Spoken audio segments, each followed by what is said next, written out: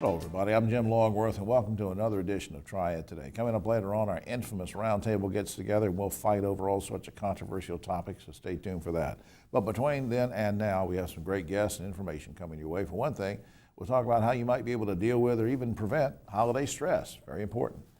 And we'll visit with a gentleman who has this magnificent light show, holiday light show going on in Guilford County. You know him, he's kind of famous, but you'll know him about the holiday lights. We'll tell you about that in just a second. All that plus much more coming up. But first, I want to talk about an organization that's been around a long time that I'm a big fan of. My daddy, my late father, was a volunteer for Crisis Control Ministry for many, many years, and it's a fine organization. And I want to turn to a lady who is heading up their Kernersville office.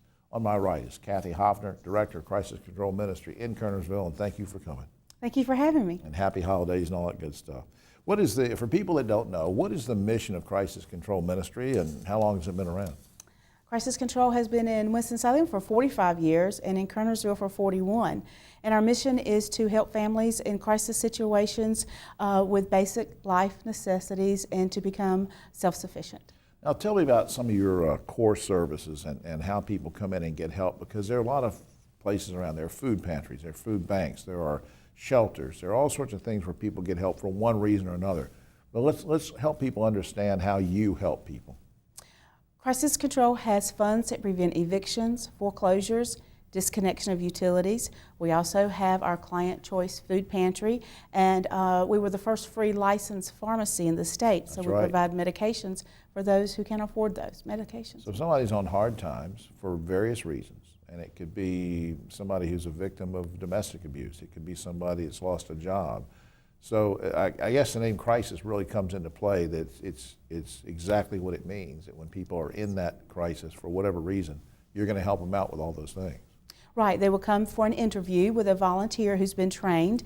They will bring some information, a picture ID, as well as a verification of their household income, bills, and receipts. And then anything else they have that substantiates what has caused that crisis, whether if it was increased expenses through higher power bills or repairs to the car, and they have to have their car to get to work. That's great. Now, any new initiatives coming up? Yes, we have some programs involving education for our clients and the community. In Winston-Salem, there's a personal development program.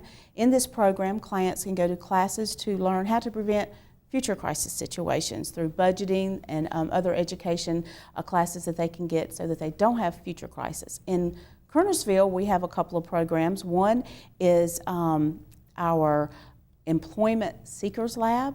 This is a lab of computers where people can come in to apply for employment. You know, you may be looking for a job. Your job may not entail using the computer, but you may have to. But you've got to have a computer to apply for that job. Right, right. And so we have volunteers that help them apply for those jobs online. Well, let me interrupt you just a second so we don't run out of time. You have this beautiful display of Christmas cards, holiday cards, that you do every year, and usually a famous artist or somebody like my dad did one of the cards one year. How can people get these?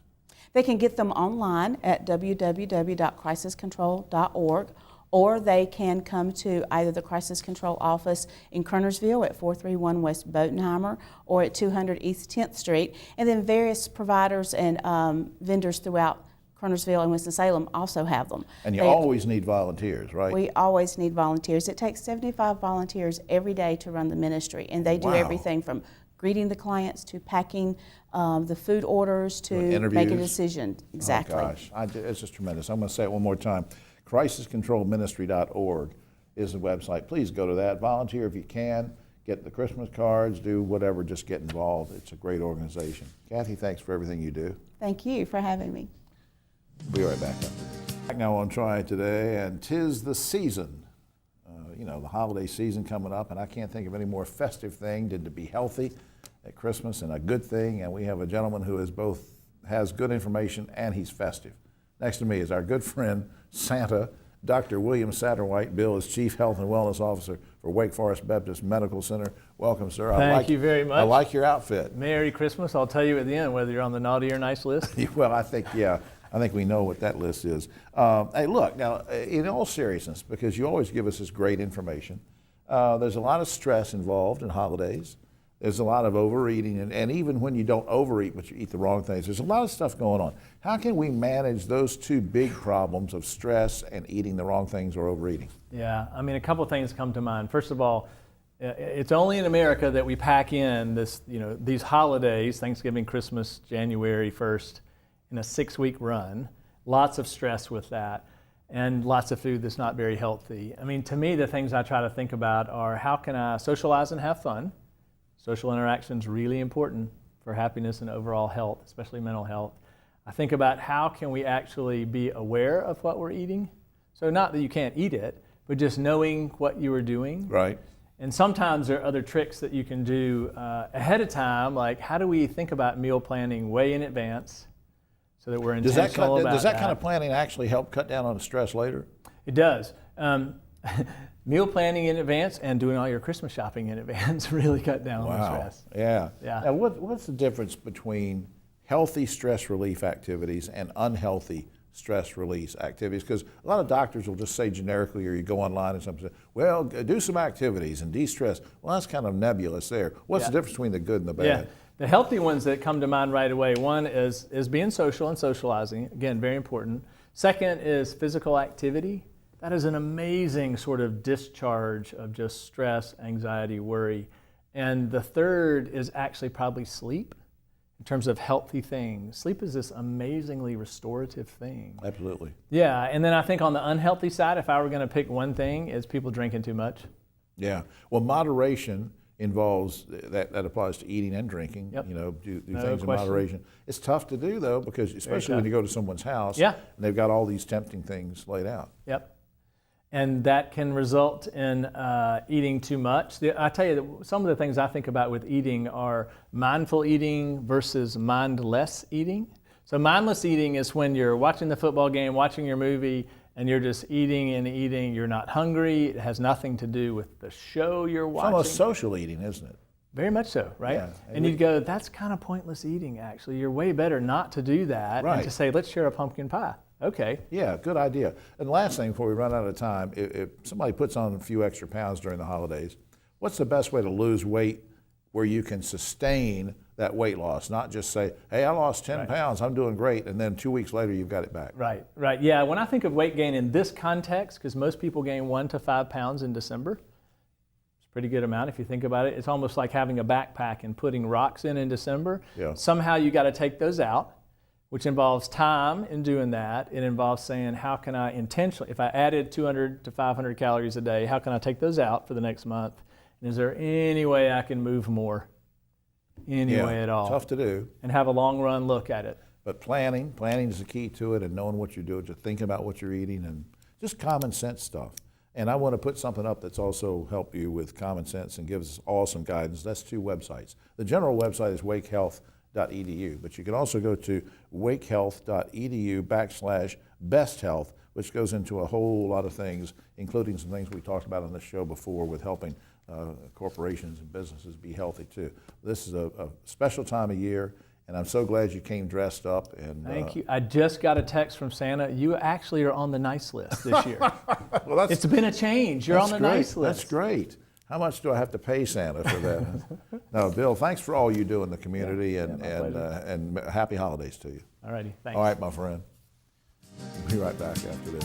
Right now on Triad Today, always glad when we can get this gentleman to stop by and sit with us for a few minutes. He does such great work in the community for kids.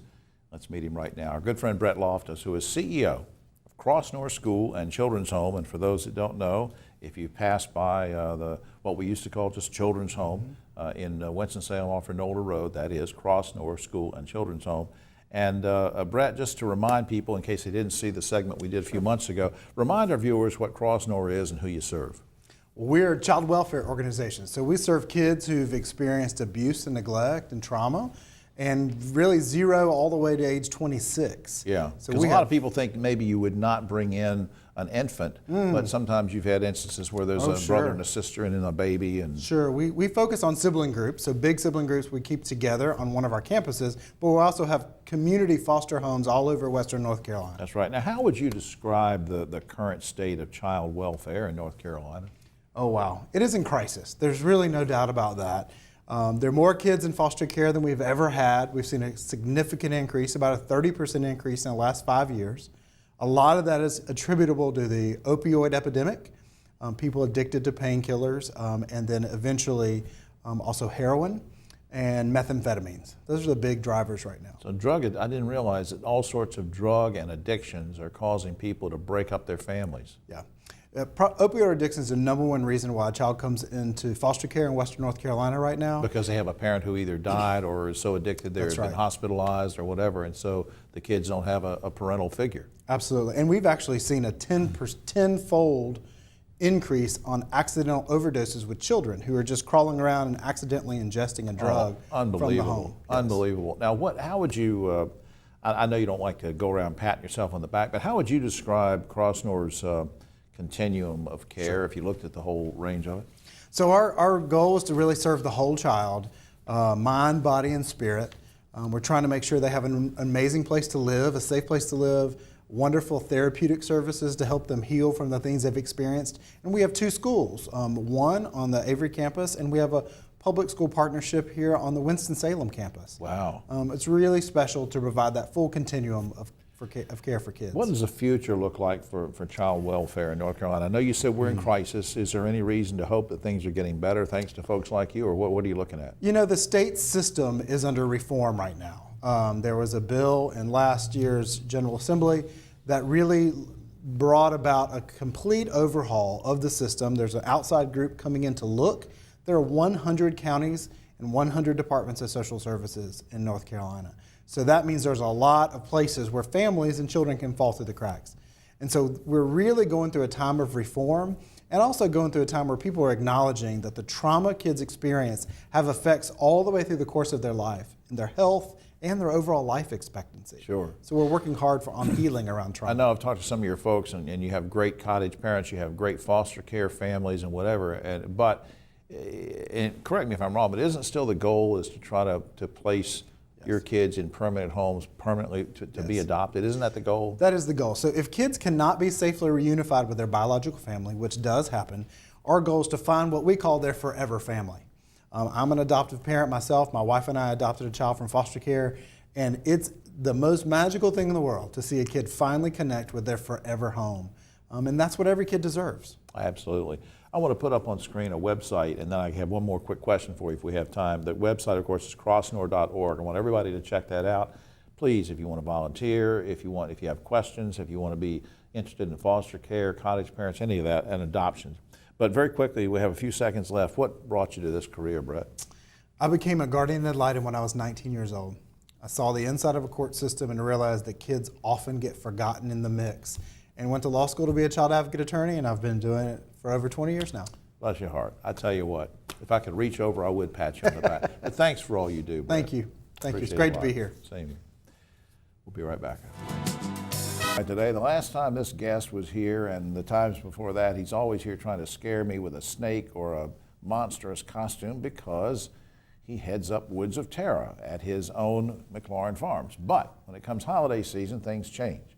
We're going to find out why. On my right, our good friend Eddie McLaurin, owner of McLaurin Farms. He's in the holiday spirit now, and you emailed me one day saying you go from scary to merry. What does that mean? What are you doing?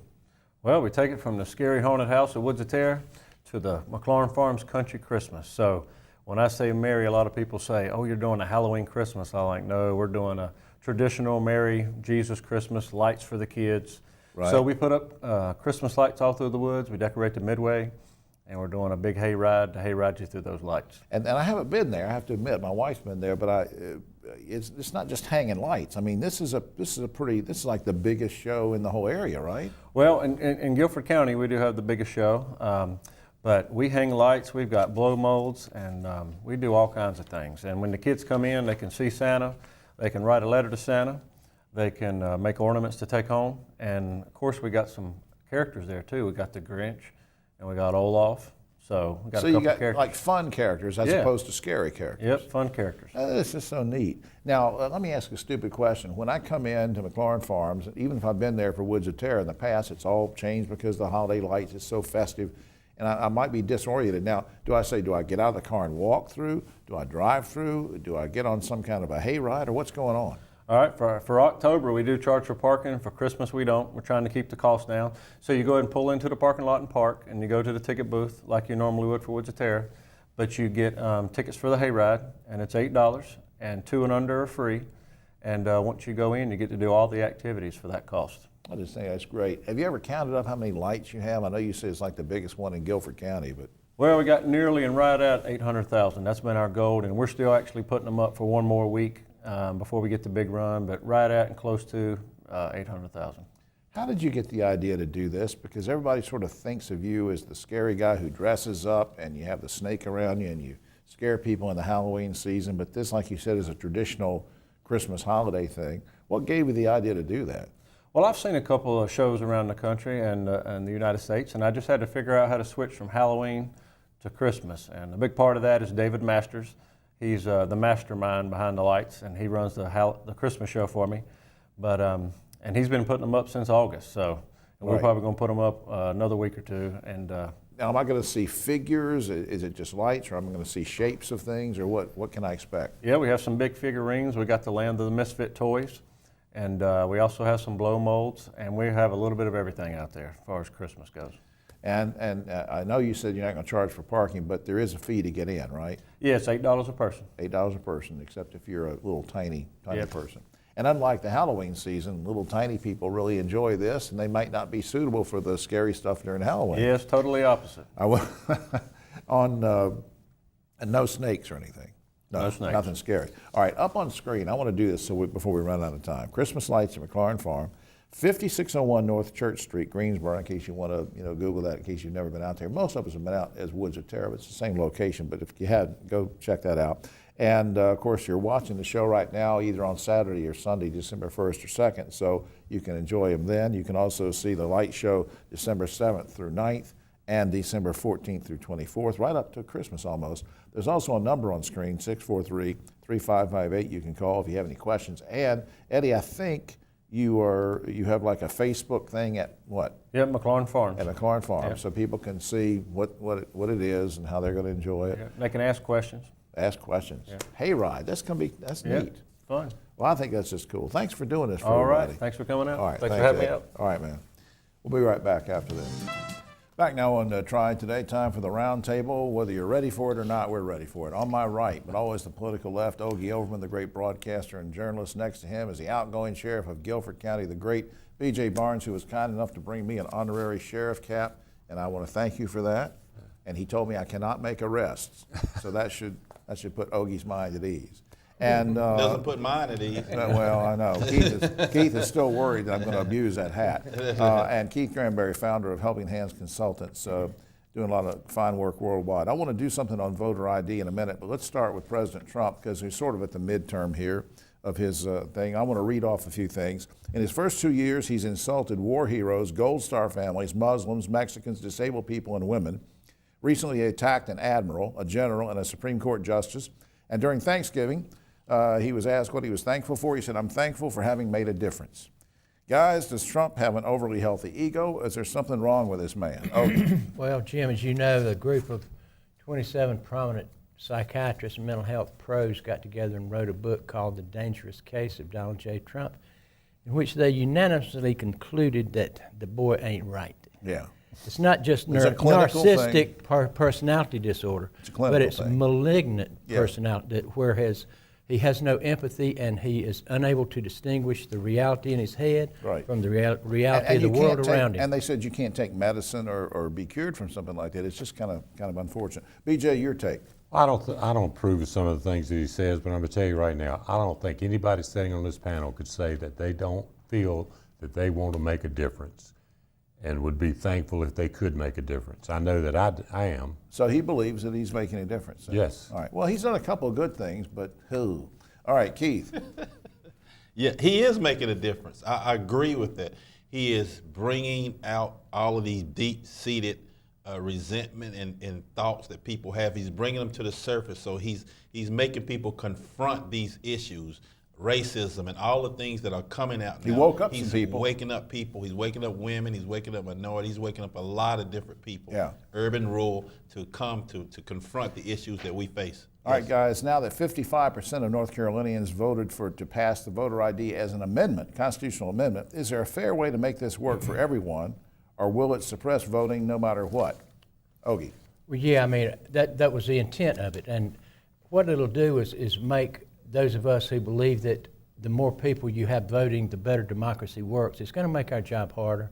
We got 2 years to get everybody registered and acquainted with the new laws and get the voter ID, get them an ID, and make sure they get to the polls. So it'll wash out. You know. Sheriff. Well, as you can probably figure out, I have no problem with voter ID. I think it's necessary. I think it's something that needs to be done. I have to have an ID before I can cash a check. Why should I not have to have an ID when I use my most prized possession, which is my vote? Keith. I have a big problem with voter ID. Why? Number one, you're suppressing people's vote. The judges struck this down, and they put it in amendment. There are people out here who can't afford these IDs. There are people who come in, their families are scared that if they get an ID, that they're going to come in and investigate their friends and family. And it's so much wrong with this voter ID law that I can't even begin, and I can't even believe that the sheriff would even think that the voter ID laws are good, because it's not. I'm going to surprise you. I'm going to side with the sheriff on this. I'm pretty liberal. I'm also a card-carrying proud member of the NAACP, and I was against this from the beginning. But guys, I have read the draft of this. There are 11 different forms of ID that are going to be accepted and 3 exceptions, including if you say I have an objection religiously to having a photograph taken. There are all sorts of exemptions, hardship exemptions.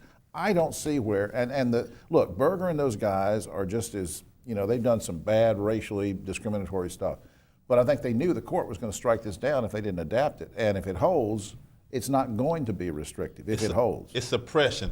There's going to be a lot of misinformation out there to people, and they're going to be scared to go vote, and it's suppression in any kind of way, shape, or form. That's what people like you are for. I can't. You're supposed to get that information. Get the information I'm getting as many people as possible. That's wrong. Now the Supreme Court has struck down a federal ban on sports gambling, guys. Do you think our North Carolina legislature will allow sports gambling here in the state? What do you think, Ogie? Well, Jim, I don't know if you don't remember, but years ago when Randall Terry was trying to get a parimutuel wagering in North Carolina, I got involved in that with Randall Terry, and I would love to see some kind of economic development plan go with it. Betting on itself is not going to create one job. So it'll probably happen, but North Carolina will be at the bottom This will end. probably surprise you also, but I think it's hypocritical for the state to be in the lottery and then say they're not going to allow sports betting. You ought to do both, Keith. They should allow sports betting. I don't see why they shouldn't. It'd be fun, bet on the Panthers and all this stuff. Last month, very quickly, Disney World banned a man from holding up a sign from the park because he held up a sign that said Trump in 2020 while riding a roller coaster on Space Mountain. Quickly, guys, you okay with the ban from the park, or did they trample on his freedom of speech, Ogie? Well, they may have, really, but I mean, they understand it. But you don't care. But the disdain people have for Trump, I mean, Say that will wasn't the run question. people off. That, as that fellow said, that were not the question. BJ, quickly. They stepped on his rights. Keith. You're going to be surprised, but people like me agree that he should be able to be able to wear his A lot of Trump surprises hat. today. Yeah, it's a lot of surprises. And if you don't watch out, I'm going to put this cap on. And it's a lot of surprises. all right, now finally, history tells us American presidents are superstitious. Truman hung a horseshoe in the office. Roosevelt wouldn't travel on the 13th of the month. Trump throws salt over his left shoulder after every meal. Guys, are you superstitious? If so, what are your superstitions, Ogie? Does he really? Is that true? Yeah. He What are really your- does. do you have any? I don't really have any, Jim. I'm just flabbergasted that Trump really does that. He does. You're superstitious that he might get reelected. I shouldn't be surprised at anything, BJ. really. I'm not superstitious, but I don't think 7 is a lucky number. No. Keith, I'm superstitious. I don't want you to wear that hat anywhere around me. this hat's going to get worn. Well, that's all the time we have. Just call me Sheriff Longworth. Except for this. Authorities in California are looking for a woman who attacked a McDonald's employee just for being out of ketchup. As for why the woman acted so weird at McDonald's, one cop said she must have been hitting the special sauce kind of hard.